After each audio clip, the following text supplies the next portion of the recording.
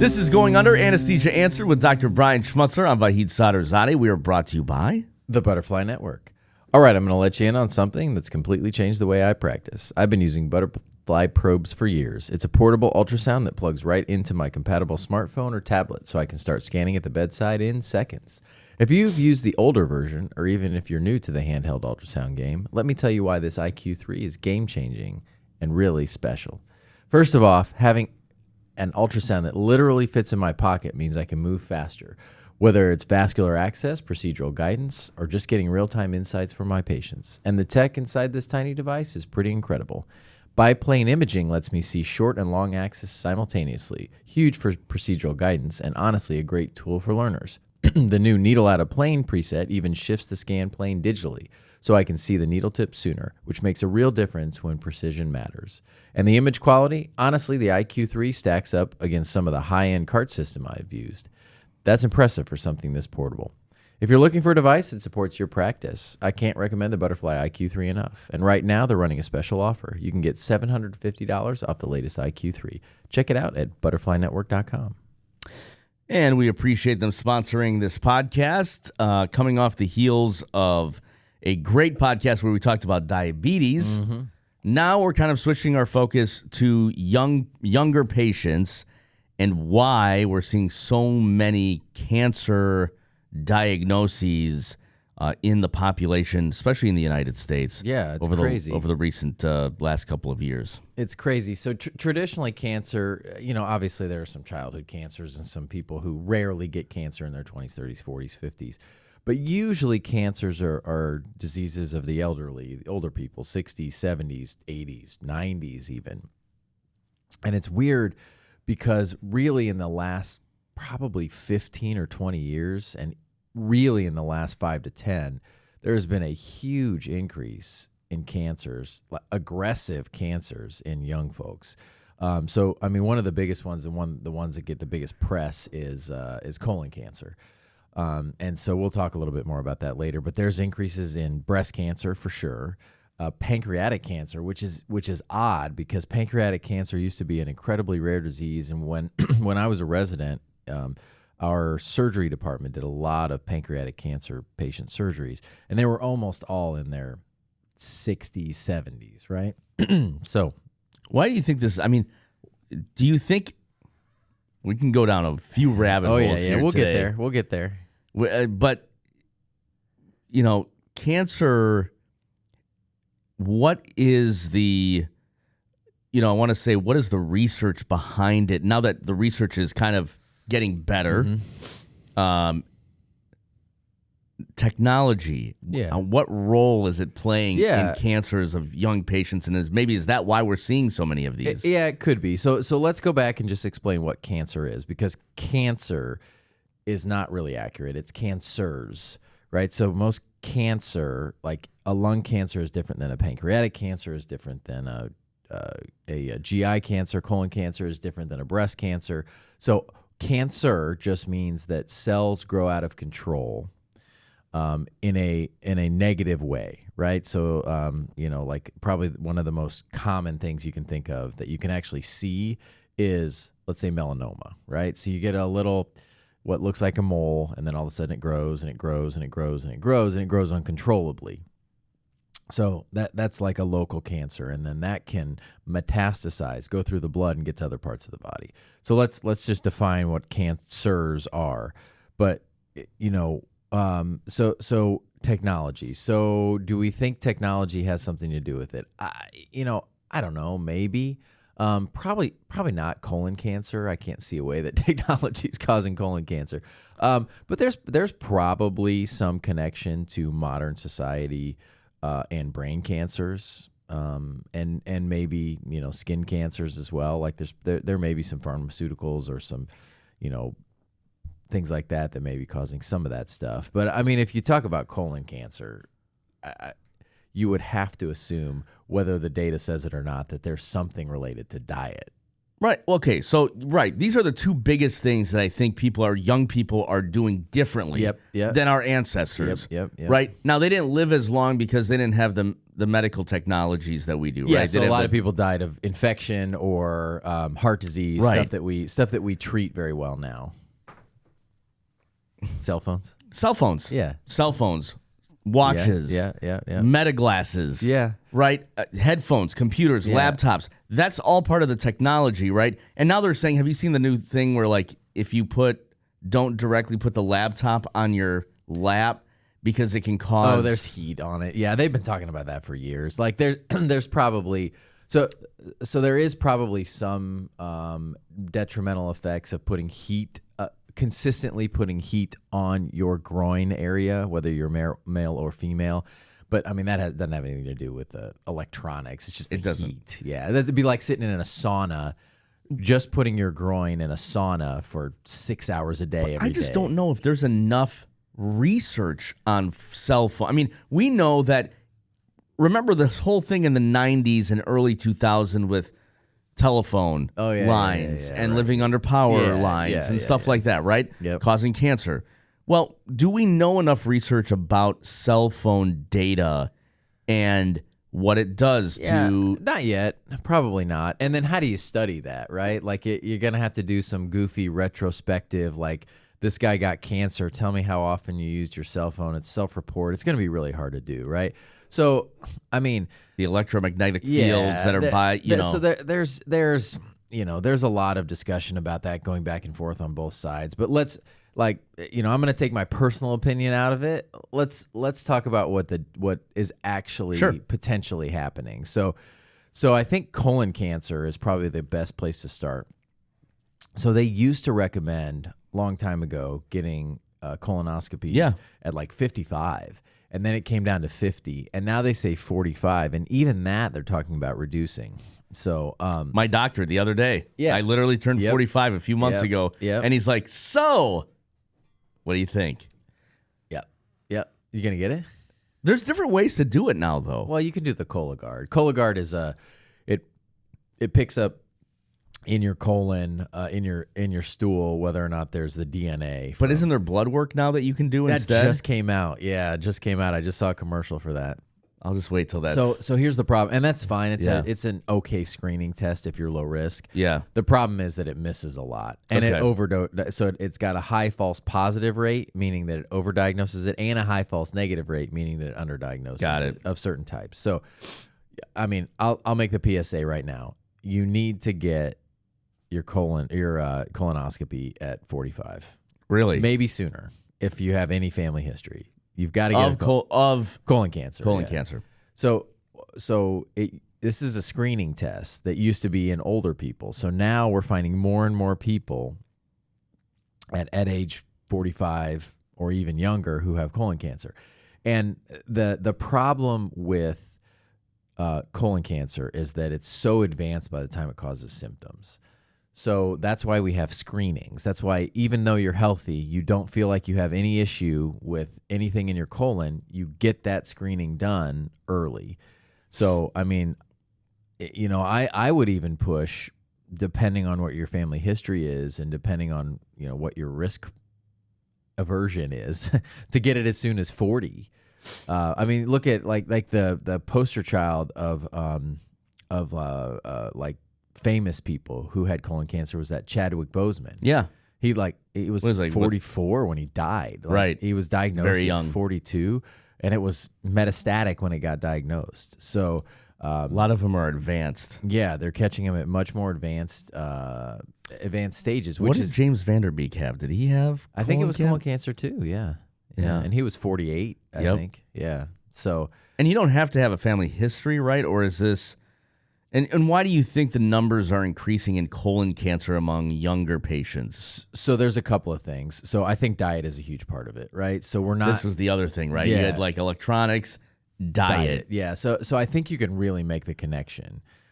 It's hard to make the connection with the cell phones and the EMFs and that stuff. Not dismissing that that's a possibility. It's hard to make that connection. You can definitely make the connection with diet. We went from eating like meat directly from the cow and mashed potatoes, like a potato mashed up, to eating all these ultra processed foods.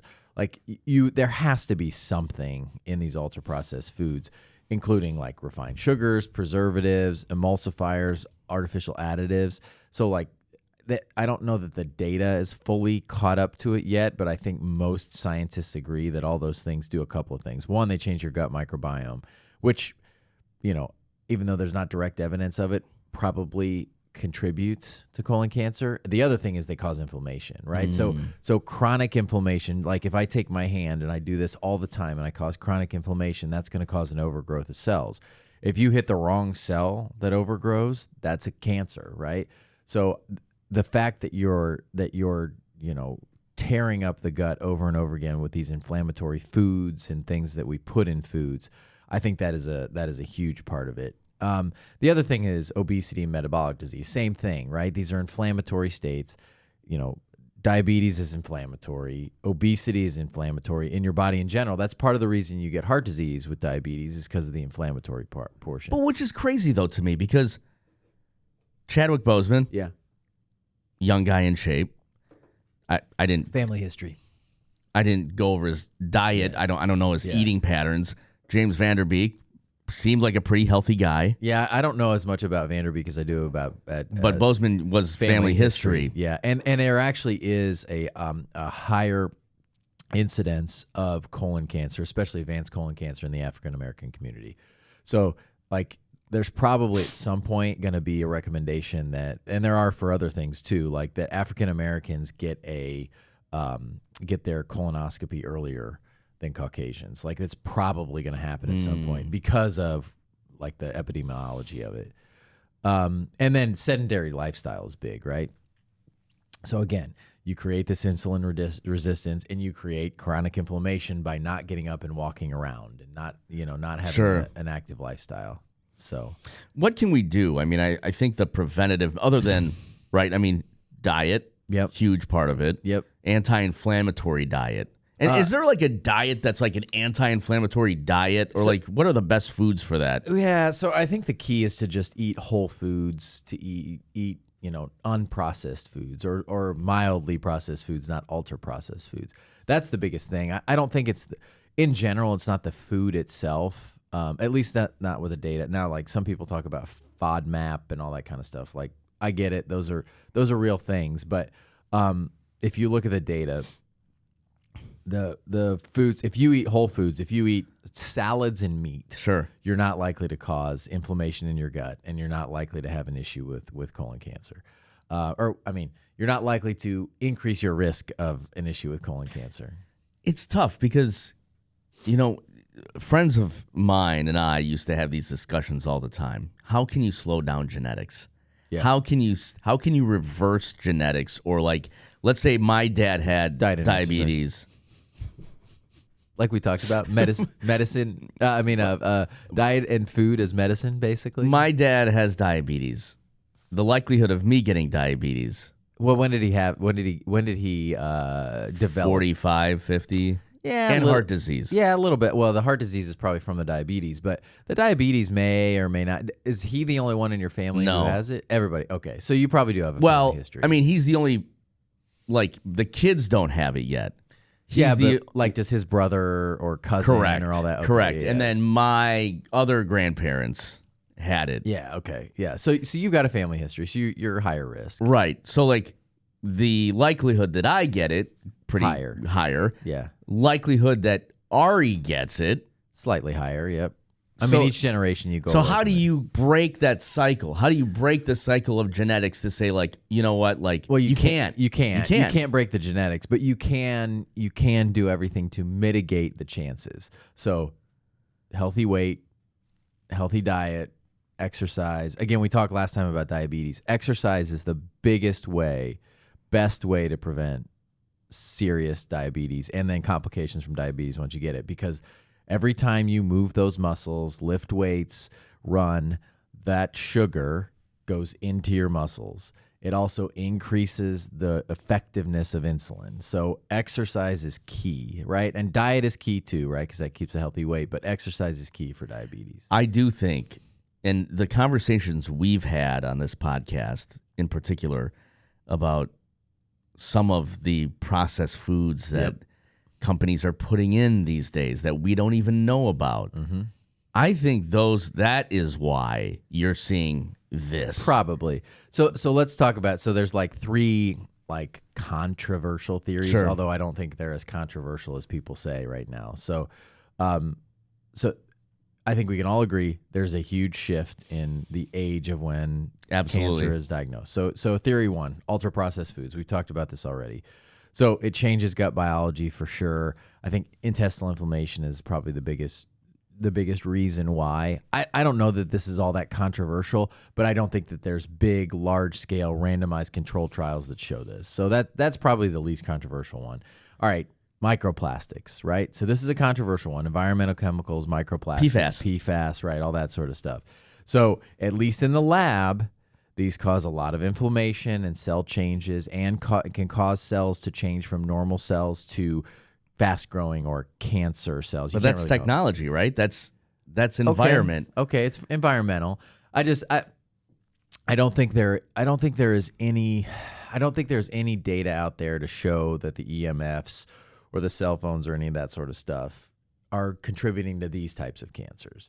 So there is data that comes out from time to time with like brain cancer and glaucoma and all that kind of stuff, but not colon cancer. Back in the day, we were talking about this too, not you and I, but I was talking about this to a group of friends. Back in the day in the 90s, guess what? You and I carried Nalgene bottles around. Remember those clear plastic water bottles that everybody was carrying around? Those PFAS. Yeah. Those were 100% PFAS, right? Yeah. 100%. And now they're like, okay, we're getting away from that. Then we're going to the metal. Yeah. Okay, metal's probably a little better. Glass is probably the best, honestly. Glasses? Yeah, because there's the chemicals in the glass, which are few anyway, don't leach into the water. So like it's inconvenient, but glass is probably the if you're worried about chemicals getting into the drinks that you're drinking, glass is probably the best thing that you can drink from. But that's like we're running around doing 1,000 different things. You're carrying a glass bottle around. Oops, I dropped it. It's like it's not like a can that just explodes. Like your glass ends up all over the place. So is that practical? No. Although I try as much as I can, although they're so expensive, to buy like Voss water. Sure. Just because I loved Voss water. Honestly, I think it tastes better to do it out of a glass bottle. But 100%. So the environmental chemicals we're talking about, I think the plastics are probably contributory. And then we've talked about this in a few different ways before. Are pesticides contributing? Like the pesticides, not only that are being sprayed for those of us out in rural Indiana, but also like, are we eating that pesticide and is it causing an issue? Now, there is no data, but I think, a lot of these pesticides are hormone signaling blockers or activators. So like they could change some hormones in your body that could potentially increase your risk of cancer. It's interesting because we get, let's say we go to the shelf at Whole Foods and get a bag of mixed nuts. You have to say what's on the label. You have to say what foods and what chemicals are in there, but not what pesticides. Correct. Yeah. And that's also true for the fruit that we pick out, right? If you go to you're like, oh, I'm being super healthy and I'm picking out this fruit. You have and no that. idea. Yeah. There could be more chemicals on that than there is in the mixed nut bag. You know what I mean? The thing you can do, though, is with fruits that aren't porous, like a strawberry is harder to do it with, but like an apple, if you wash it off real well with soap and water, you can get most of that stuff off the top of the apple. A porous thing like a strawberry, it's leached in there. But so, I mean, I would highly recommend cleaning off your fruits. Like definitely wash your fruits, but anything that's non-porous, like clean it off, let it sit, that sort of stuff. Better with skin off? I mean, if you wash it right, it probably doesn't matter. It doesn't matter. Yeah. Okay. Yeah.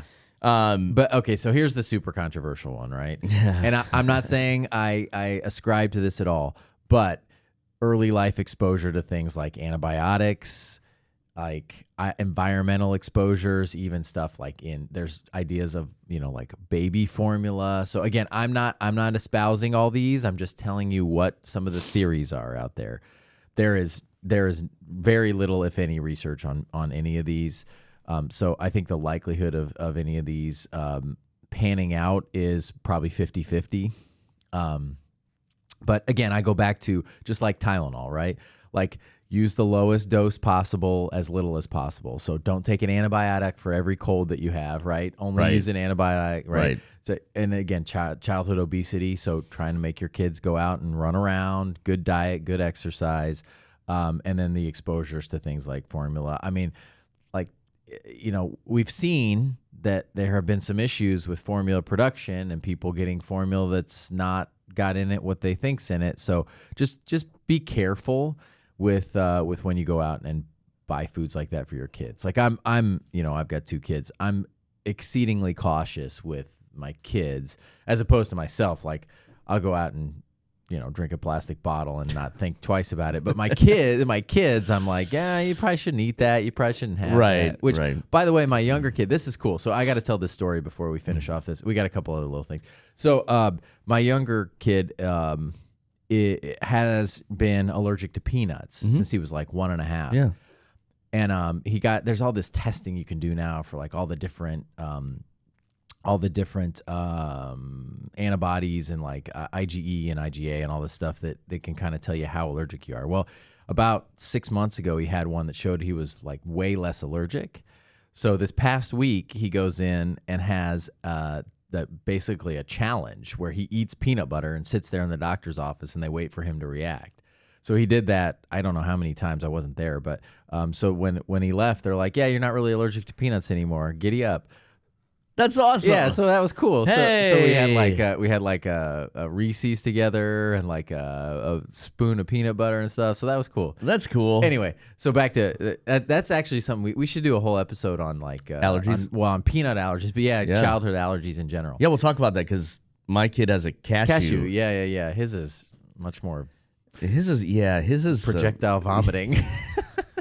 I've got an itchy throat. I've got an itchy throat. Yeah, right. So what are physicians seeing? What are you seeing? Well, so I do mostly orthopedics, anesthesia for orthopedics. So I don't see a ton of this, but overall, basically every area of medicine is seeing more patients with colon cancer. And I guess I do see that, when I'm looking at a patient history, I might have somebody coming in for like a shoulder rotator cuff repair. Yeah. Who's 40 and already has had colon cancer. Is that more men? So I think it's slightly skewed towards men, but it's both. I think colon cancer. Women, colon cancer. Yeah, in women. colon cancer in women as well. Yeah, so not the number one in women though. That's still breast cancer. So breast and prostate are still number one. Colon may be catching up though. I'd have to look through the data. I mean, in recent years, there has definitely been an uptick in colon cancer. And it's interesting because colon cancer doesn't get like its own month. Breast Cancer Awareness Month and like prostate month is September. Is it colorectal cancer month? Yeah, there is one, but it's just not as popular, right? And so a part of that's marketing, right? But, I think colon cancer is catching up. It used to be prostate for men, sure, and that's a whole nother issue. We should do an issue or an episode about prostate cancer because that's an interesting one. Most men die with prostate cancer, not from it. So it's a very slow growing, usually not aggressive cancer, and so there's a lot of discussions that happen with that. But anyway, yeah. So I think it's a little bit more in men than women, but it is in both. And then so the other problem is that a high percentage of these, and I say high percentage, 30 to 40%, don't have any genetic history of it. Don't have any family history of it. Like we don't understand what's going on. So if it's not family history, it's got to be some sort of exposure. So anyway, yeah. All right. So what's this mean for the future? So I think screening guidelines are going to change again. They're probably going to drop it to 40. Would be my guess. Now you got to balance that. If you're the payer, meaning the government, you got to balance that with how much it's going to cost to take all those additional people and screen them sooner against what. Is that why they haven't done it? Because of. So I mean, why is that the official reason why they haven't done it? No. Do I think that contributes? Yes. So the reason you don't screen, sure, like why don't we do colonoscopies on 25-year-olds? Right. You're gonna have there's risk to it, right? Because it's a procedure just like anything else, and you're gonna have a decent amount of false positives with that. So you're going to go in, you're going to find a polyp, you're going to biopsy that polyp, and it's going to be nothing. But then you're going to have to continue to watch it, and then have colonoscopies every couple of years and all that sort of stuff. So you've got to find a place, an age, a risk factor profile that makes sense for catching it, but not so much that you're going to have a ton of risk to false positives and doing procedures on people who don't need it. So my guess is it drops to 40. And that may be more political pressure or like advertisement pressure than it is actual data. But like you look at all these people, celebrities who are showing up with colon cancer at 40, 41, 39. So well, and again, it is having the understanding that you can be 45 and get colon cancer. I mean, we've seen the celebrities, most recently James Van Der Beek, who went through it, and it's quick. Oh, yeah. I mean, it's you're looking at 6 to 12 months. Once you have metastatic colon cancer, metastatic colon cancer is very, very lethal. Yeah, that's not good.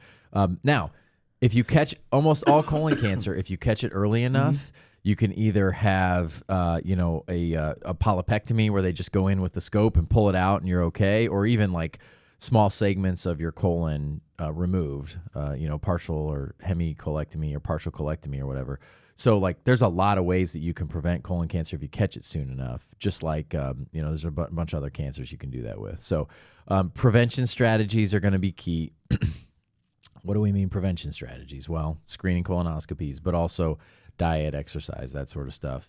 And then making this, again, kind of a public health priority, meaning that we're talking about it instead of just talking about, do your self-exams for breast cancer and, get your PSA checked and have a prostate exam. We're going to have to start saying, like, look for these signs of colon cancer. Are your bowels changing? Do you have blood in your stool? Like, there are a lot of things that maybe show up kind of in that early to middle phase that you could catch at 35 or 36 that maybe is going to prevent you from waiting that 9 years and then end up with a big colon cancer. So all right, and then obviously there's the Cologuard, which is the test of the stool, and now the blood test, and I can't remember what it's called. It's brand new, but it is brand new because as recently as 3 months ago, my physician was like, "Hey, you need a colonoscopy. You're 45 now. You can get it done, but the easiest way is it's not foolproof. Yeah. It's going to be the blood work. Yeah. If you don't want to do all the other rigmarole, but you could do the Cologuard. Yeah. That's available. Stuff like that. And so those tests, the technology will get better. And so 10, 15 years from now, we may be saying, only 5% of people actually get a colonoscopy because our technology caught up. Right now, though, it's still the gold standard to get a colonoscopy. So if a Cologuard pops positive, that is a good indication that you need to get a colonoscopy. If it pops negative, it means that you don't have advanced disease currently. So it really doesn't tell you a whole lot. I don't know enough about the blood test to tell you exactly what that says. So, but I think as technology improves, I think this is going to be a huge area of research, and I think there's going to be a lot of medical device companies who are going to come out with new ways to do this because now it's a huge population that has a risk for colon cancer. So, but I still the biggest thing, prevention, right? Diet, exercise, those two things are going to prevent more than anything. And then I will make my plug that I always make anytime we talk about health stuff: don't smoke. Smoking increases your risk of every single kind of cancer, including colon cancer. So number one preventable risk factor for basically everything: heart disease, lung disease, but also cancer. So, all right. Questions before we close it? I don't think so. I mean, that was pretty thorough. Yeah, I think so. And again, if you want to listen to any of our podcasts from previous seasons where we do talk about these things, prevention, leading all the way up to the diabetes episode last week, you can go on Dr. Brian Schmutzler's YouTube page. Check it out. Instagram, Facebook. Give it a follow. Give it a like. Like and subscribe. Click like. I can't remember what the phrase is. Like the three things. Click, like, and subscribe, I think. So that'll do it for this episode. So we got two more podcasts we got to do now. We got to do the allergy one, peanut allergy one. Yep. And we've got to do the prostate cancer one. Let's do allergies next week. All right. Yeah, perfect. And we'll come circle back. We'll circle back. Let's circle back to that. What was Jen Psaki, right? Yeah. Wasn't she the press secretary? That's was like, right. let me circle back to that. I'll circle back to that with you. I'll Let's circle back. We're going to circle back the same time next week. Thanks for listening. For Dr. Brian Schmutzler on Vahid Sadarzadeh, we're brought to you by the Butterfly Network. This is Going Under. Anesthesia Answered with Dr. Brian Schmutzler. See you next time. Beat me to Beat it. you to it.